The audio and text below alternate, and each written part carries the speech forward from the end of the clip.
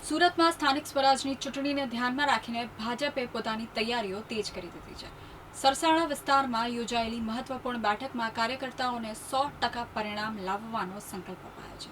સુરતના સરસાણા વિસ્તારમાં આવેલા પ્લેટિનમ હોલ ખાતે ભાજપની મહત્વપૂર્ણ બેઠક યોજાઈ હતી। આ બેઠકમાં આવનારી સ્થાનિક સ્વરાજની ચૂંટણીને ધ્યાનમાં રાખીને જીત માટે વ્યૂહરચના પણ ચર્ચા કરવામાં આવી હતી। ગુજરાત પ્રદેશ ભાજપના મહામંત્રી અને સુરતના પ્રભારી પ્રશાંત કોરાટે બેઠક અંગે માહિતી આપતા જણાવ્યું કે તાલુકા પંચાયત, જિલ્લા પંચાયત, નગરપાલિકા તેમજ મહાનગરપાલિકાની તમામ બેઠકો પર ભાજપ જીત હાંસલ કરવાનો વિશ્વાસ ધરાવે છે। આ સાથે તેમણે જણાવ્યું કે ગુજરાત પ્રદેશ ભાજપ અધ્યક્ષ જગદીશ વિશ્વકર્મા રાજ્યભરમાં પ્રવાસ કરશે। પ્રથમ તબક્કામાં દક્ષિણ ઝોન, ત્યારબાદ મધ્ય ઝોન અને આગળ ઉત્તર તેમજ સૌરાષ્ટ્ર ઝોનમાં બેઠકો યોજાશે।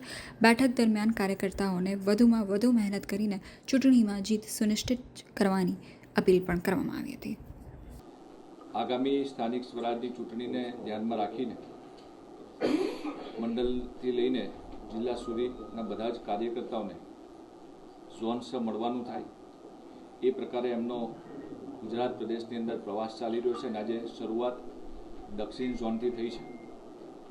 બપોર પછી મધ્ય ગુજરાતની અંદર મધ્ય ઝોનની બેઠક છે, 30 તારીખે સૌરાષ્ટ્રની અંદર છે અને 1 તારીખે ઉત્તર ઝોનની આ જ શ્રેણીમાં બેઠકનું આયોજન કરવામાં આવ્યું છે। માન્ય પ્રદેશ અધ્યક્ષજીના નેતૃત્વમાં આગામી સમયમાં સ્થાનિક સ્વરાજની ચૂંટણી ભારતીય જનતા પાર્ટી લડવા જઈ રહી છે।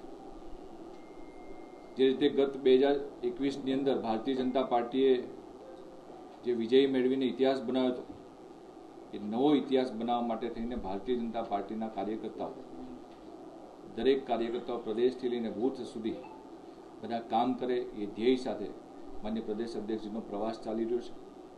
જે પ્રકારે આપ સૌ જાણો છો કે દેશના યશસ્વી પ્રધાનમંત્રી શ્રી માન્ય નરેન્દ્રભાઈ મોદીજીના નેતૃત્વમાં દેશની અંદર કામ થઈ રહ્યું છે। દેશની અંદર છેવાડાના લોકો સુધી સરકારની યોજનાનો લાભ પહોંચી રહ્યો છે। ત્યારે ગુજરાતની અંદર પણ રાજ્યના માન્ય મુખ્યમંત્રી શ્રી ભૂપેન્દ્રભાઈ પટેલ સાહેબના નેતૃત્વમાં ભારતીય જનતા પાર્ટીની સરકાર કામ કરી રહી છે। સરકારની યોજનાકીય લાભાર્થીઓ સુધી પહોંચવા માટેનો પ્રયાસ, સરકારે કરેલા કામો, સાથે સાથે સ્થાનિક સ્વરાજની ચૂંટણી છે તો સ્થાનિક સ્વરાજની અંદર પણ ભારતીય જનતા પાર્ટીએ એકમના માધ્યમથી કરેલા કામો એ લોકોને યાદ અપાવીને એ પ્રકારે આવનારા સમયમાં ભારતીય જનતા પાર્ટીના કાર્યકર્તાઓ લોકો સુધી જવાના છે।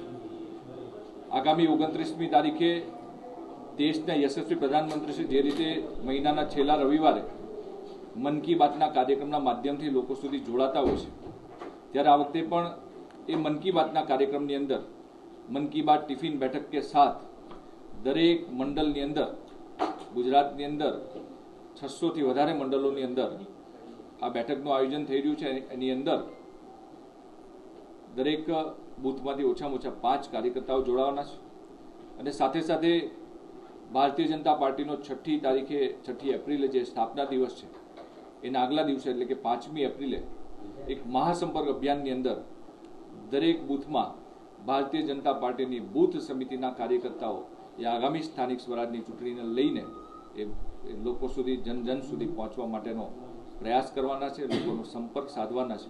ત્યારે આવનારા સમયમાં પ્રદેશ અધ્યક્ષજીનો પ્રવાસ કાર્યકર્તાઓને ઉત્સાહિત કરવા માટે, પ્રોત્સાહિત કરવા માટે, નવી ઉર્જા, નવી શક્તિ સાથે એ લોકો આવનારી ચૂંટણીમાં કામ કરે એ માટે થઈને અને પ્રદેશ અધ્યક્ષજીનો પ્રવાસ ચાલી રહ્યો છે।